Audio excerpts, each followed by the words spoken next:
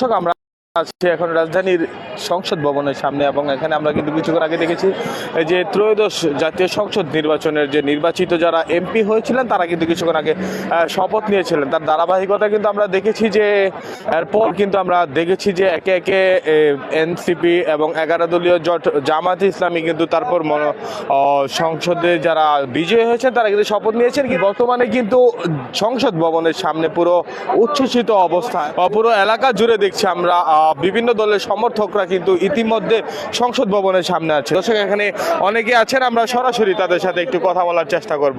আমার নাম জামিনুর ইসলাম, আমি জামালপুর 3 আসনের মুস্তাফিজুর রহমান বাবুল ভাই মাদারগঞ্জ মেলান্দ থেকে আসছি আর কি।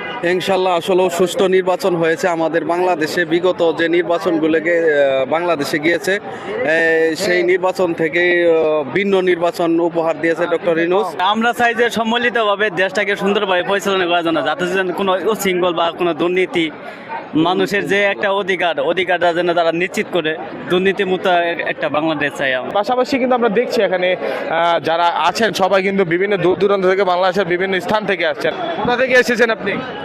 সুতলাপুরের থেকে। আমি জামালপুর থেকে এসেছি। আমরা আছি সুতলাপুরের থেকে। এখানে এসে আমার অনেক ভালো লাগছে। নতুন যে গণতন্ত্রের যে একটা সূচনা হয়েছে, শুভ সূচনা, সেই শুভ সূচনা আজকের এই শপথের মধ্য দিয়ে হলো।